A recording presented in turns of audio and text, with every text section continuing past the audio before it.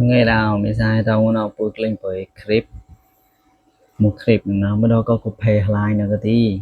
anh cha có gì chọn luôn lì màu mới đâu có bự đại nè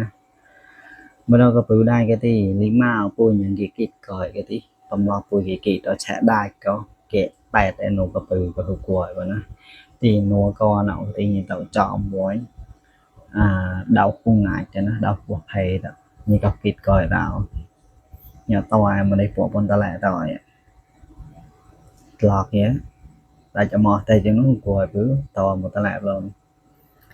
lời một ta lại luôn nháo lên của và mò tẹt nhạo rồi tí anh giờ phải kể thân ai nó thôi tôi phải kể này nữa thì buộc đến này mà tè chỉ có thể